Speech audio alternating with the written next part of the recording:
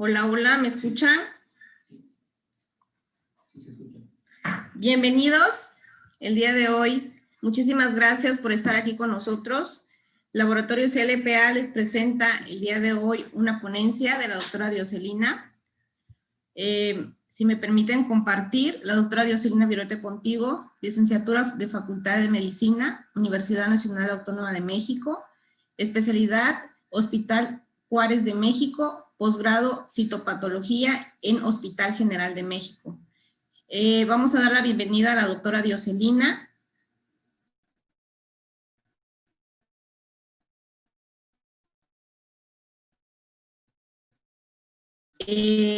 Nada más aquí, por favor, si vienen las preguntas para que puedan ponerlo en el chat y por medio del chat podemos platicar con la doctora Dioselina.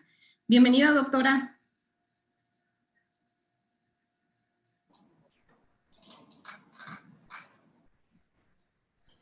Hola, Lucy.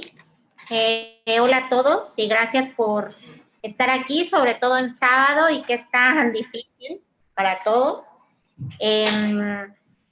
Pues, antes que nada, les doy la más cordial bienvenida y pues le agradezco a todo el equipo que gracias a ustedes es que se está llevando a cabo esto, porque por ahí veo muchas caras que me resultan conocidas y por favor mándenme al ingeniero Gil que necesitamos comenzar esto para poder terminar en tiempo.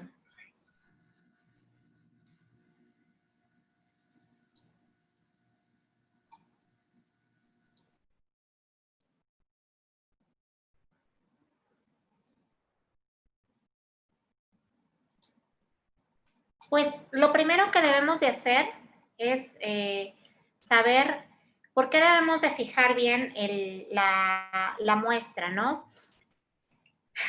Lamentablemente este es un tema muy difícil y complicado, sobre todo para todos los que estamos trabajando en un hospital.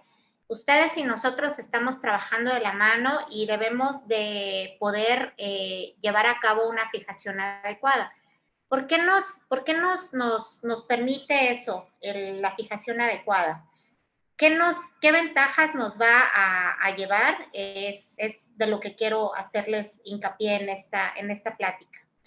Bueno, el estudio de las biopsias y de las piezas quirúrgicas, ¿a qué nos va o qué resultado vamos a tener? Pues el resultado principal, obviamente, pues es saber si vamos a tener principalmente una célula neoplásica o un estatus benigno.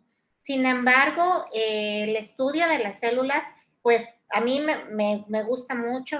Afortunadamente me pagan por hacer lo que me gusta, pero necesitamos de ustedes para que nosotros los patólogos podamos hacer nuestro trabajo bien. ¿Y a qué me refiero con eso? ¿Por qué es necesario fijar una muestra? ¿Por qué los estamos molestando todo el tiempo con la muestra mal fijada, no tiene formol, la muestra viene en alcohol? Pues simplemente porque si no fijamos esta muestra, la muestra tiene lisis, se necrosa, y entonces nos da como resultado que la célula es imposible verla, no tenemos manera de diagnosticar, incluso tratándose de algo maligno. Vamos a ver esto por qué se lleva a cabo. Habitualmente, cuando ustedes fijan la muestra, de inmediato comienza a haber cambios.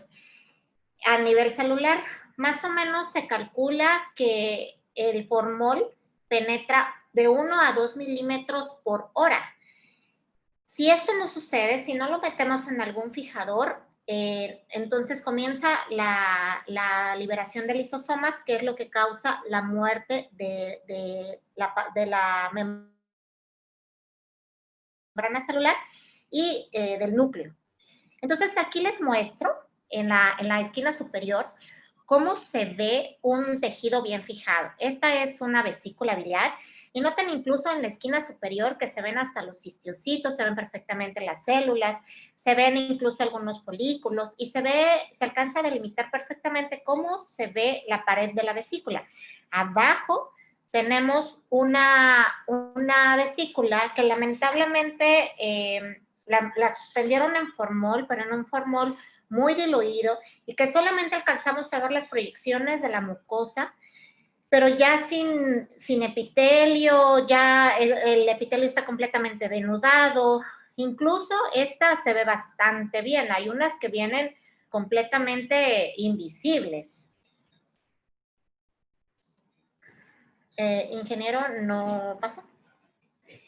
Entonces, aquí lo que debemos de hacer es tratar de usar cualquiera de estos tipos, de los fijadores por excelencia. El fijador que siempre vamos a manejar es el formol al 10%. ¿Qué significa esto? Que si ustedes tienen 1 litro de formol, esa les va a rendir muchísimo, porque habitualmente lo envían ya diluido, pero es 1 a 10. ¿Qué significa? Que por cada 10 mililitros de formol, del que viene en el frasco, del formol puro que dicen, debemos de aumentarle otros 90 mililitros. Eso es 10 a 1, es la dilución. No necesitan más, no necesitan menos, no necesitan enviarlo en formol puro, porque esto endurece la muestra.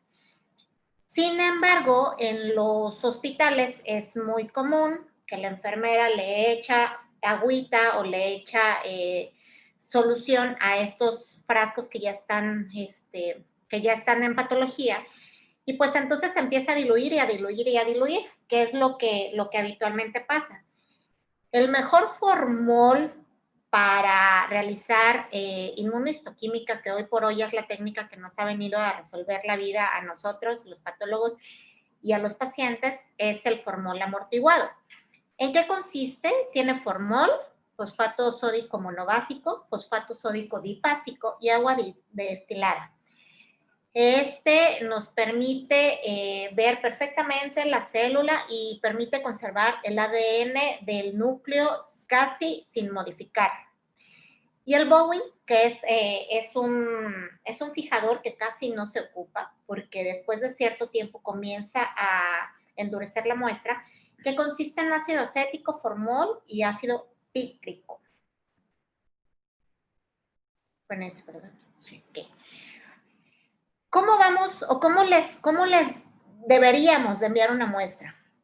Se supone que la muestra debe estar completamente suspendida en formol y debe de estar por ejemplo, la solución es de 1 a 20. ¿Qué significa?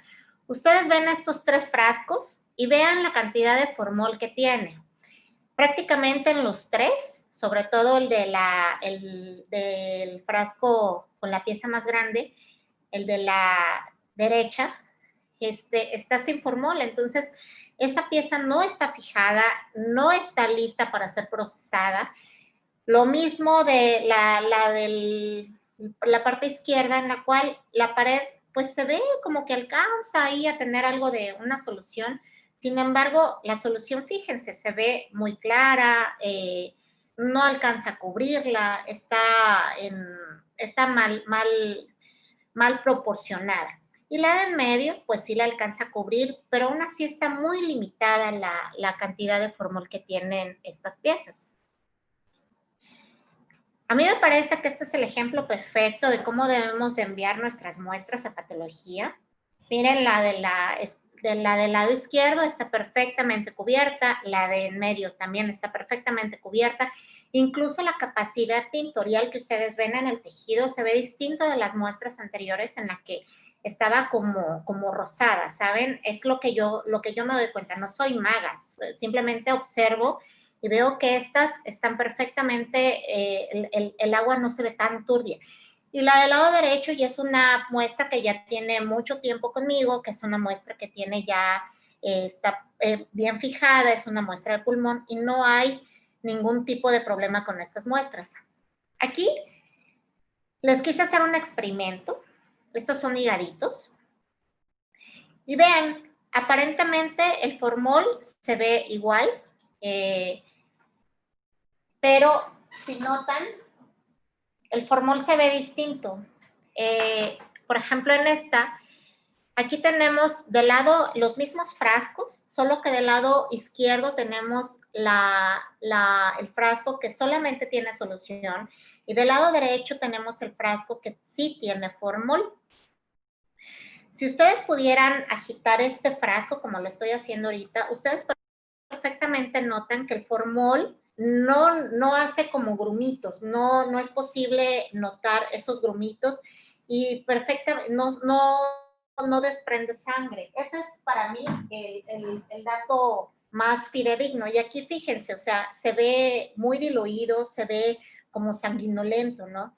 Esa es para mí la clave para darnos cuenta que ese formol está muy diluido y que cuando ustedes mandan su muestra acá habitualmente 2 o 3 días después de que ya la tomaron, es un problema porque nosotros obtenemos las muestras como las que tenemos en el lado izquierdo, en el cual ya tienen lisis franca del tejido y que ya prácticamente resulta imposible trabajar con ese tejido. Este es otro ejemplo de lo que recibimos acá. Este es un ejemplo de una pared abdominal, de un tejido de una pared abdominal de una paciente femenina. Pero noten que nada más se alcanzó a conservar. ¿Por qué? Porque lo enviaron en alcohol. El alcohol sí fija el tejido, sin embargo, no conserva la célula. La alcanza a evitar la muerte, a evitar la lisis. Sin embargo, no alcanza a hacer suficiente esa fijación. Y este tejido, déjenme comentarles que tuve que procesarlo varias veces, tuve que hacer el doble de trabajo que habitualmente hubiera yo hecho, porque tuve que reincluir todo el tejido, tuve que pedir nuevos cortes para ver si alcanzaba yo a ver algo. ¿Por qué? Porque es una paciente joven, tenía que darle una oportunidad y yo lo sentía como ligoso, o sea, el tejido cambia de consistencia. Entonces, lo sentí yo ligoso y todo, pero hay que darle una oportunidad a nuestro paciente. Yo sé y entiendo que a veces la comunidad pues no tenemos el fijador adecuado, pero yo sí les sugiero que una vez que ustedes puedan cambiar el tejido a formol, es indispensable que se cambie. Y bueno, aquí está un ejemplo de cómo sí la fijación adecuada nos ayuda muchísimo. En la esquina superior izquierda tienen el ejemplo de un melanoma. Noten, la célula se ve alargada, se ve perfectamente el núcleo, se ve el nucleolo. Incluso alcanzamos a ver lo que nosotros llamamos el nucleolo rojo, que es muy representativo de este tipo de neoplasias. Y en el citoplasma vemos la melanina, que es característico de esto. Y en la esquina inferior derecha vemos cómo la inmunohistoquímica está como de libro, porque este es el marcador HER2, que hoy por hoy nos da un pronóstico para esas pacientes con carcinoma. Y vean, la capacidad es impresionante y solamente fue la fijación de 6 a 8 horas. Es lo que nosotros recomendamos para que ese tejido esté perfectamente fijado. 6 a 8 horas suspendido en formol al 10%, por lo menos. Lo ideal sería ponerlo en formol amortiguado, sin embargo, estamos en nuestro México, hay que ser sinceros y es necesario hablar de realidad. Entonces, el formol normal, el formol al 10% es el mejor fijador, pero debemos de hacerlo. Hasta aquí, ¿hay alguna pregunta? Continuamos con la última ponencia de la doctora Dioselina, lo que es citología correcta, lo que es la fijación correcta en la citología. Doctora, muchísimas gracias. Micrófonos para usted.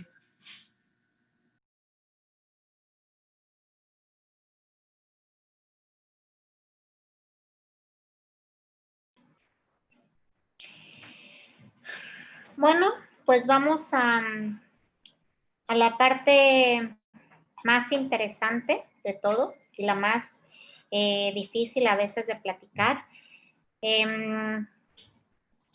Pues, ¿de qué se trata la citología cervical? La citología cervical, lo que nosotros o lo que más comúnmente conocemos como Papá Nicolau, pues es el método más efectivo de prevención secundaria del cáncer cervical. ¿Cuál es el método de prevención primaria? pues la vacunación. En este caso, a nosotros nos toca únicamente la prevención secundaria. Nosotros lo que debemos de hacer es fomentar ese tipo de la toma.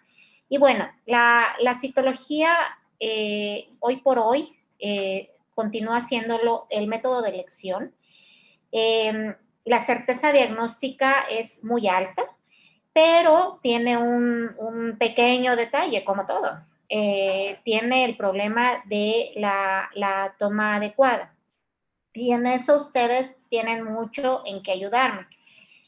Tiene un alto porcentaje de falsos negativos por justamente la falta de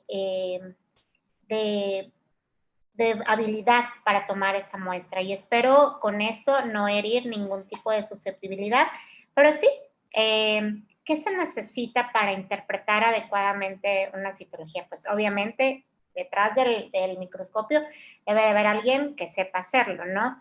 El ojo no reconoce lo que no conoce, pero el punto más importante de todo son ustedes, quién toma la muestra, ¿no? Ese personal que a veces está de paso en un laboratorio y que nada más se capacita una o dos veces para tomar la muestra, yo me imagino o yo les quisiera hacer mucho hincapié en que ese es el punto básico, quién toma y quién fija la muestra. ¿Qué células son necesarias? Debemos de ver las células de la zona de transformación, que son las células de metaplasia o las células endocervicales. Sin este tipo de células, la muestra es inadecuada. ¿Por qué? Bueno, es adecuada para valoración, pero no tiene la zona de transformación, la zona necesaria para saber que estamos viendo el lugar de donde se origina el cáncer. ¿Cuántas células debe de haber? Esto es algo muy, pues muy aleatorio. Se menciona que de 4,000 a 30,000 células debemos de ver. Este es lo que yo les comentaba, el punto clave, cómo se elaboró, fijó y tiñó el frotis. ¿Cómo se elaboró? Nos referimos al extendido. ¿Cómo se fijó? El fijador, el mejor fijador es el alcohol al 96, ese que nos venden en la farmacia, el que nos venden en cualquier tienda de autoservicio, ese es suficiente. ¿Y cómo se tiñó el fijador hoy por hoy? Para teñir es el Papa Nicolau, la técnica de Papa Nicolau, ¿no? ¿Qué dificulta la lectura? Justamente eso, que nosotros recibamos células muertas y que además eso modifica la capacidad tintorial y entonces nosotros habemos veces que diagnosticamos sobre células muertas. Lo que me enseñó mi maestra es que no debemos de hacer diagnóstico en células muertas, pero sin embargo, la realidad es a la que nos enfrentamos día a día es otra, ¿no? ¿Cómo mejorar el procedimiento citológico? Les pongo nuevamente mucho hincapié. Ustedes están allá viendo a su paciente, nosotros estamos de este lado viendo el microscopio, ¿no? Entonces, nosotros tenemos que ver la manera de poder realizar mejor la toma. ¿Cuándo es que nosotros debemos ¿le podemos hacer acá? Sí. ¿Cuándo nosotros debemos de ver o cómo debemos nosotros de modificar esto? En el momento en el que ustedes tienen a su paciente enfrente, es el momento ideal para modificar nuestras conductas, ¿no? ¿Qué debemos de ver? La zona de transformación. ¿Cuáles son las recomendaciones que en todo momento debemos de hacerle? Es que no haya sangrado. Se supone que debe de ser del día 7 al día 15 cuando nosotros debemos de tomar la muestra. Sin embargo, si acude una paciente que viene de la sierra, que viene de un pueblo que apenas puede trasladarse hacia la ciudad y que viene con algo francamente maligno, pues yo los invito a valorar si esa paciente no debe ser incluso referida a un hospital o referida a un ginecólogo para que tome la muestra. ¿Por qué? Porque no es válido decirle a la paciente, ya que está acá, es que no le puedo tomar, es que no esto.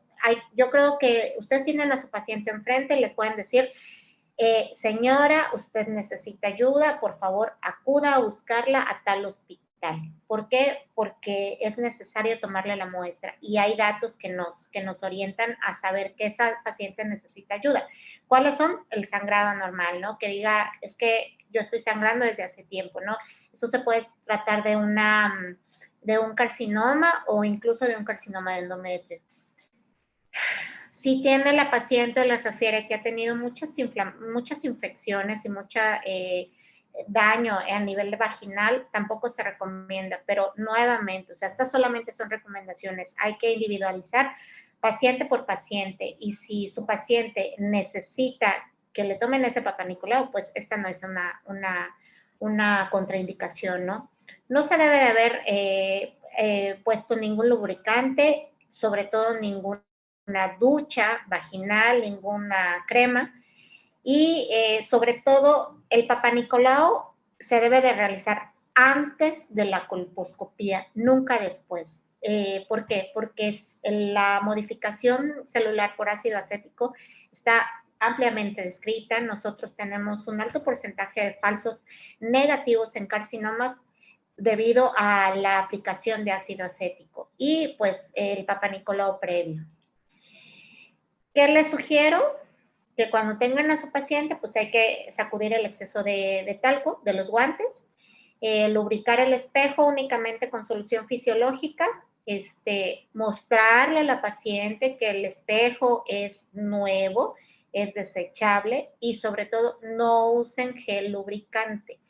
Un poquito nada más de solución en la punta del espejo es suficiente para lubricar, incluso a las pacientes atróficas, ¿no? ¿Cómo se debe de tomar? Hay diferentes instrumentos para la toma. Tenemos la espátula de aire, tenemos el CitoBrush, tenemos el Cervex, que nos sirve para la citología de base líquida. Entonces, si ustedes ocupan una espátula de aire, a mí es lo que me gusta para realizar el Papá Nicolau, entonces van a hacer un giro de 360 grados hacia las manecillas del reloj. Primero deben de visualizar su orificio cervical y hacer un giro. En el caso del CitoBrush, deben de hacer nada más media vuelta. ¿Por qué? Porque la otra mitad del cepillo está girando y entonces es suficiente nada más con medio giro. No es necesario darle vueltas y vueltas y vueltas y vueltas. No, eso a mí me distorsiona. O sea, no entre más células tengamos es mejor, no, porque además a la hora de ver el extendido se dificulta muchísimo. Y pues el Cervex es exactamente igual que la espátula de aire. Le damos un giro completo y nada más. Es suficiente. ¿Cómo vamos a realizar el extendido? El extendido se realiza tomando la laminilla y de manera firme la extendemos hacia abajo sin contaminar la parte donde ya pusimos el nombre. Recuerden, este es un punto básico que debemos siempre de referir nuestras laminillas poniéndole el nombre, por lo menos con el lápiz diamante, las iniciales del paciente si es posible, porque a veces llegan hermanas y se llaman Juana Pérez Pérez y la otra se llama Josefina Pérez Pérez y resulta ser que ese día las mandan juntas y ¿cómo le hacemos si uno tiene carcinoma y el otro no? Entonces es muy importante que si por alguna razón se llaman, o sea, ponerle alguna notita, ¿no? Juana, PP, ¿no? Algo así, o sea, eso es, entre menos errores nosotros cometamos desde el principio, vamos a simplificar la vida para todos, ¿no? Y después, aquí les ejemplifico cómo debemos de usar el CitoBrush. Ese sí lo vamos a extender durante toda la laminilla, así como si hiciéramos un barrido. Y posteriormente les muestro acá una citología de cómo debemos de extenderla. Aquí les pongo un ejemplo de lo que me ponía mi maestra mucho, la doctora Alonso. Ella decía que cómo creen ustedes que se ve mejor una célula. No sé si ustedes creen que se ve mejor toda amontonada o creen que se ve mejor si yo la extiendo. Aquí les pongo el ejemplo.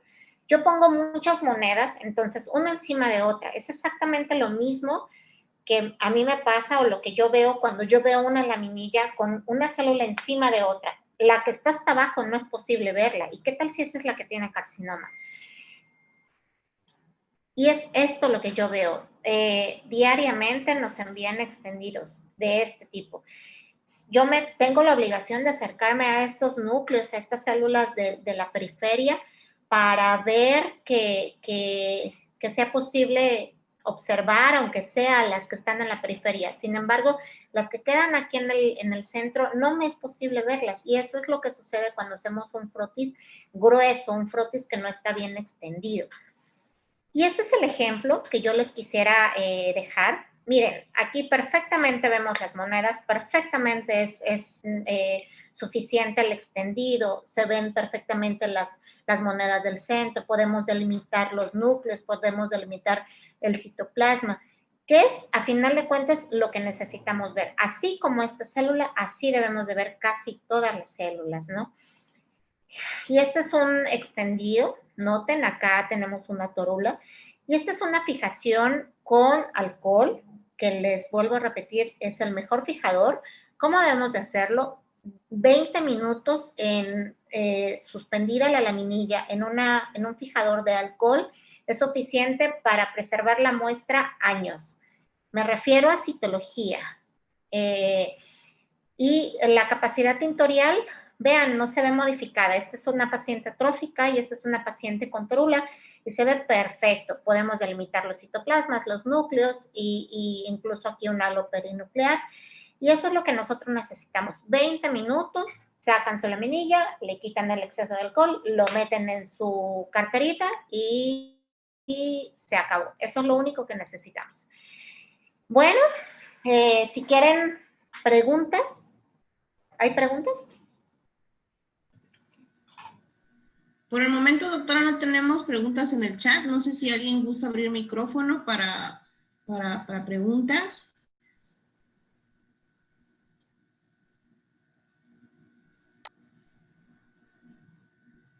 No se deciden. Ok, muy bien. Les agradecemos mucho, doctora Dioselina, muchísimas gracias.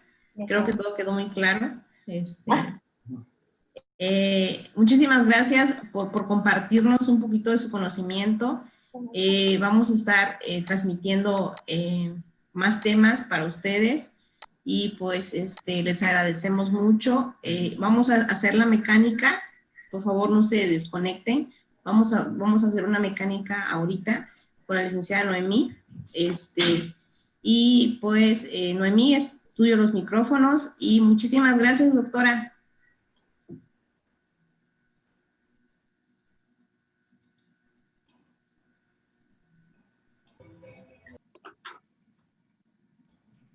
Y bueno, por último, les quería comentar lo que siempre me decía mi maestro, que cuando nosotros entendemos que cada laminilla, cada estudio es una mujer como estas que estamos ahí sentadas, nosotros le damos preferencia o prioridad siempre a ese estudio que es de nuestra mamá, de nuestra tía, de nuestra prima, de nuestro hermano.